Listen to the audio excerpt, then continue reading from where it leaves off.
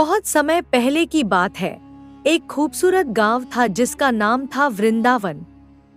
उस गांव में एक मेहनती लकड़हारा रहता था जिसका नाम था करण। करण बहुत ही ईमानदार और सीधा साधा इंसान था और अपने काम से हमेशा खुश रहता था। उसके पास बहुत पैसे नहीं थे, लेकिन वह अपनी जिंदगी से संतुष्ट था। करण के परिवार में उसकी पत्नी रुक्मिणी और उनके दो बच्चे थे। करण सेठ सुखराम के यहाँ लकड़ी काटने का काम करता था। सेठ सुखराम उसे हर महीने जो पैसे देते थे, उसी से करण और उसके परिवार का गुजारा चलता था। रुक्मिणी, मैं काम पर जा रहा हूँ।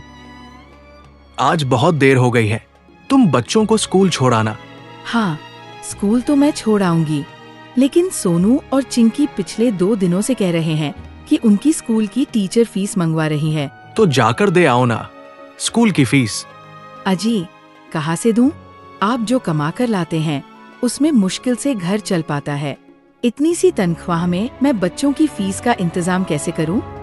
एक बात मैं आपको साफ साफ कह देती हूं, आप सेठ सुखराम जी से पगार बढ़ाने की बात कहिए।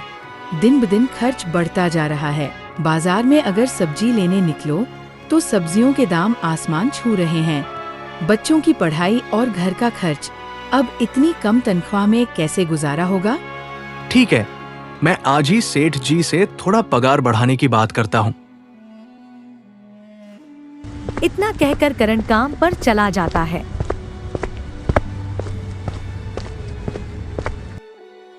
अरे भाई, आज तो पगार का दिन है।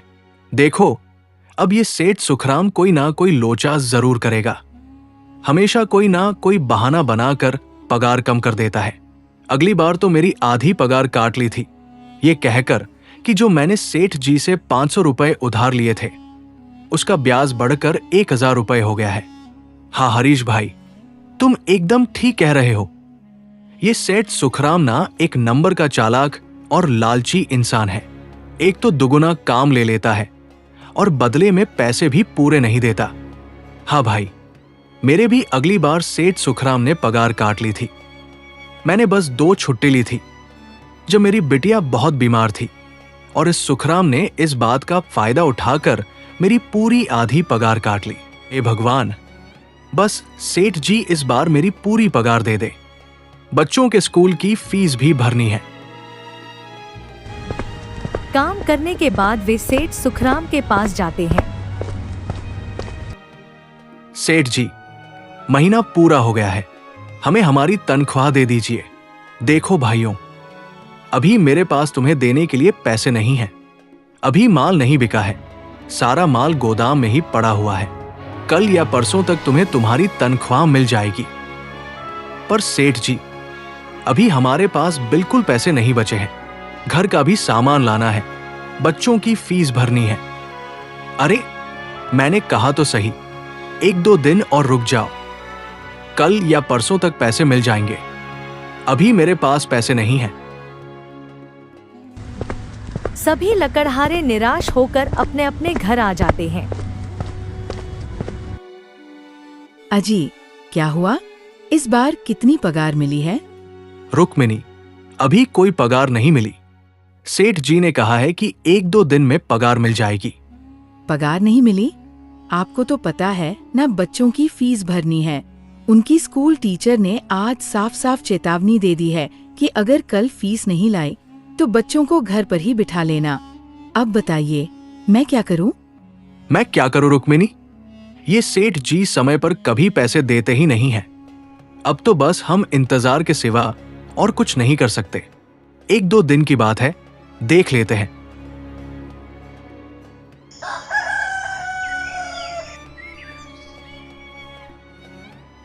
ऐसे ही 2 दिन गुजर जाते हैं। 2 दिन बाद सेठ सुखराम सबको पगार देता है। अरे हरीश, ये ले अपनी इस महीने की पगार। सेठ जी, ये तो बस 2000 है। मैंने तो इस महीने 3000 का काम किया है। हाँ, काम तो किया है, लेकिन तूने 1-1 घंटे आराम भी तो किया है। ये पैसे उसी आराम के कटे हैं। पर सेठ जी, आपने तो कहा था 8 घंटे काम के महीने में 3,000 रुपए मिलेंगे, और मैंने तो 8 घंटे काम किया और 1 घंटा आराम। देख हरीश, मुझे ज्यादा हिसाब किताब ना समझा। ये 2,000 रख, अगर चाहिए तो, और अगर नहीं चाहिए तो कहीं और काम ढूंढ ले। करण, ये लो तुम्हारे 2,500। पर सेठ जी, 2,500 क्यों? मेरे तो पूरे 3,000 बनते हैं ना। मैंने तो कोई छुट्टी भी नहीं की और ना ही कोई आराम। मैंने तो अपना सारा काम समय पर किया है। हाँ, समय पर तो किया है, पर इस समय बाजार में लकड़ियों के दाम काफी सस्ते हो गए हैं। इस वजह से अभी तुम्हें भी पगार कम ही मिलेगी, जब तक लकड़ियों का दाम नहीं बढ़ता। पर सेठ जी, बात तो 3,000 की हुई थी ना। अब 2,500 में मैं कैसे घर चलाऊंगा? बच्चों की स्कूल की फीस भी भरनी है। सेठ जी, इस बार आप पूरे पैसे दे दीजिए। 2,500 ही मिलेंगे तुझे। यहां काम करना है तो कर, वरना कहीं और काम ढूंढ ले। बेचारे करण के पास उन पैसे को लेने के सिवा और कोई रास्ता नहीं था।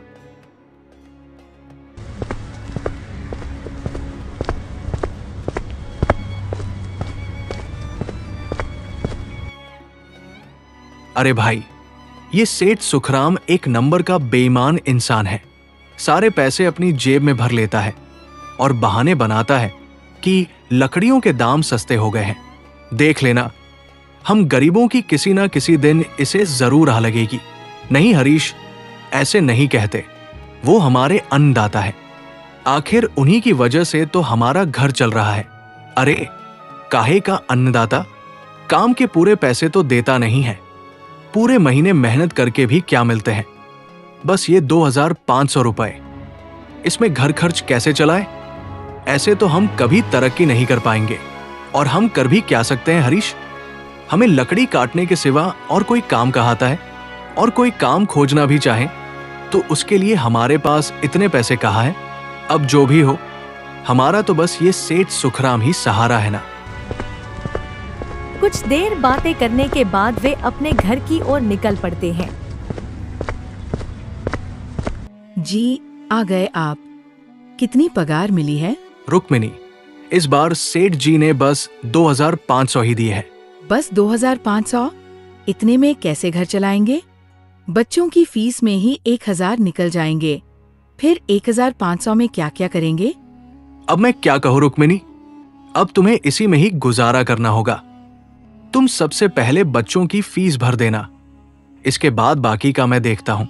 अजी, आप क्या देख लोगे? सेठ जी से पूरे पैसे तो मांगे नहीं गए आपसे। नहीं रुक्मिनी, मैंने सेठ जी से पैसों के लिए कहा था, पर सेठ जी ने साफ इनकार कर दिया और कहा, ये लेना है तो लो, वरना कहीं और काम ढूंढ सकते हो। मैं सोच रहा हूं कि लकड़ी काटने के बाद मैं कहीं और भी काम ढूंढूं। सेठ जी के यहां से काम करने के बाद मैं दूसरी जगह पर काम किया करूंगा।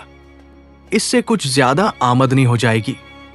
आज मैं सेठ जी के यहां पर काम करने के बाद और भी जगह काम ढूंढने जाऊंगा।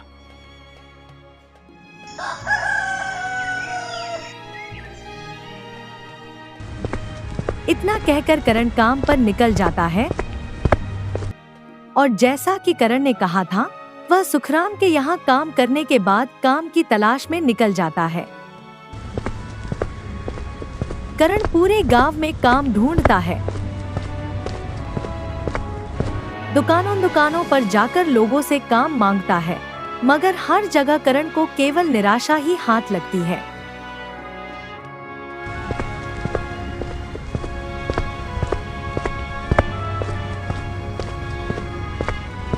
तभी वह देखता है कि अचानक बहुत सारे भैंसों का झुंड उसकी तरफ दौड़े आ रहा है। यह देखकर करण बहुत डर जाता है। वह इधर-उधर देखता है तो उसे एक गुफा दिखती है और वह गुफा में जाकर छिप जाता है।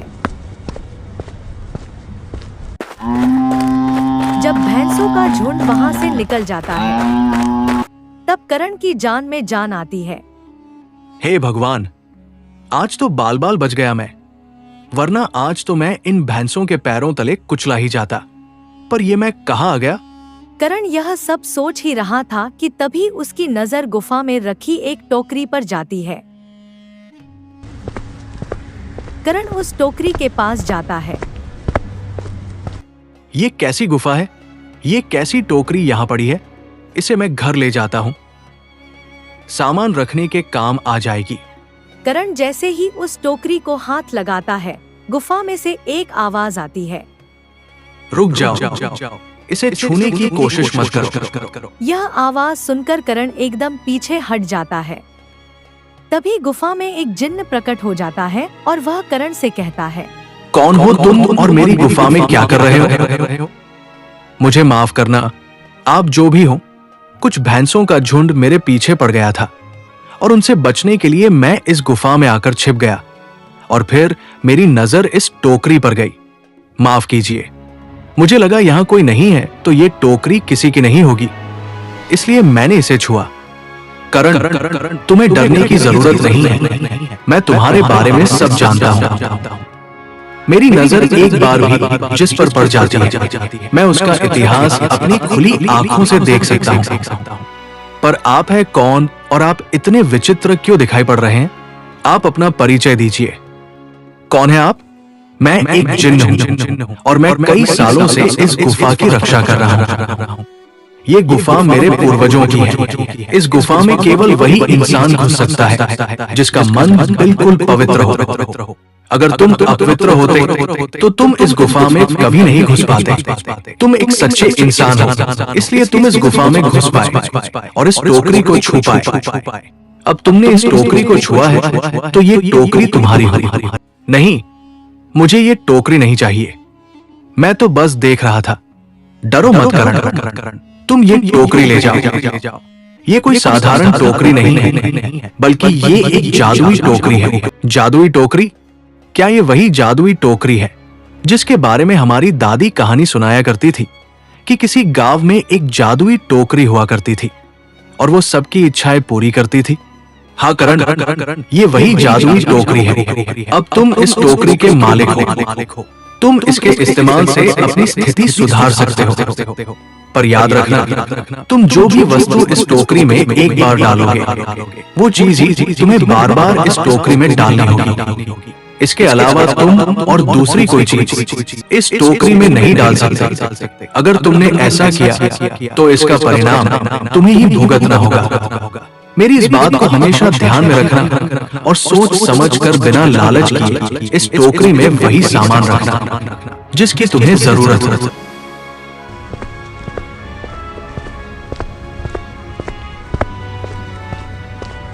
रुक्मिणी को वह सारी घटना के बारे में बताता है जो उसके साथ हुई। रुक्मिणी, ये देखो, ये मैं क्या लेकर आया हूँ। क्या लाए हो आप? बस ये एक टोकरी? सबसे पहले ये बताइए, आप तो काम की तलाश में गए थे ना, तो कोई दूसरा काम मिला कि नहीं? नहीं। अरे रुक्मिणी, मेरी पूरी बात तो सुनो। ये कोई ऐसी वैसी टोकरी नहीं है, बल्कि ये एक जादुई टोकरी है। अच्छा, तो आपका कहने का मतलब है कि इस टोकरी में हमें कोई ऐसी चीज डालनी होगी जिसकी हमें सबसे ज्यादा जरूरत हो? हाँ रुक्मिणी, हमें सोच समझ कर ही इसमें कोई चीज डालनी होगी। रुक्मिणी, तुम्हें याद है, एक बार मैं जंगलों में लकड़ियां काटने गया था तो मुझे एक चंदन की लकड़ी मिली थी और वो मैंने तुम्हें लाकर दे दी थी। हाँ, दी तो थी। तो तुम उस लकड़ी को ले आओ। हम उस चंदन की लकड़ी को ही इसमें डालेंगे और उस लकड़ी से अपना एक व्यापार शुरू करेंगे। रुक्मिणी चंदन की लकड़ी को ले आती है और उसे टोकरी में डाल देती है। वे जैसे ही चंदन की लकड़ी उस टोकरी में डालते हैं, उसमें कई सारी लकड़ियां आ जाती हैं। अरे वाह, ये तो चमत्कार ही हो गया। ये देखिए, कितनी सारी चंदन की लकड़ियां हो गई। अगर आप इनको बेचेंगे तो इससे काफी अच्छे पैसे मिलेंगे। हाँ रुक्मिणी, मैं कल सुबह बाजार जाकर इनको बेच आऊंगा और जो पैसे मिलेंगे उससे हम अपने सोनू और चिंकी के स्कूल की फीस भर देंगे और बाकी बचे पैसों को संभाल कर रख लेंगे।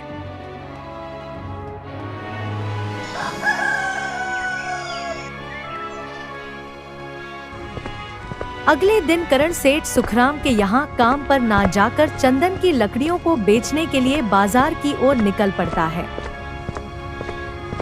वहाँ पर करण चंदन की लकड़ियों को बहुत ही कम दामों में बेचता है, जिसकी वजह से आम लोगों के साथ साथ बड़े व्यापारियों ने भी करण से चंदन की लकड़ियाँ खरीदी। लकड़ियों को बेचकर करण को काफी अच्छे पैसे मिले। पैसों को लेकर करण घर आ जाता है। ये देखो रुक्मिनी, उन लकड़ियों को बेचकर मुझे कितने सारे पैसे मिले हैं। ये लो कुछ पैसे, इससे तुम कल सोनू और चिंकी के स्कूल की फीस भर देना। अच्छा, तो मैं काम पर जाता हूँ। अजी, आपके पास तो अब ये जादुई टोकरी है, तो अब आपको उस सेठ सुखराम के यहाँ काम करने की क्या जरूरत है? हाँ रुक्मिनी, मैं सेठ सुखराम जी के यहाँ काम पर नहीं जा रहा, बल्कि मैं तो वहां पर जो काम कर रहे बाकी के लकड़हारे हैं उन्हें ये खुशी की खबर देने जा रहा हूं, क्योंकि सेठ सुखराम जी से मेरे साथ साथ वो लकड़हारे भी बहुत परेशान थे। इसलिए अगर मेरा भला हो रहा है तो क्यों ना मैं उन सबका भला करूं। वे सभी बहुत ईमानदार लकड़हारे हैं, वे सभी बहुत मेहनत से काम करते हैं, मगर सुखराम ने कभी भी उनको उनकी मेहनत के सही पैसे नहीं दिए। इसलिए मैंने सोचा है क्यों ना मैं उनको अपने इस काम में शामिल कर लूं। हाँ जी, बात तो आपकी बिल्कुल सही है। अगर आप सभी लोग एक साथ मिलकर काम करेंगे तो हम सब बहुत जल्द ही तरक्की हासिल कर लेंगे।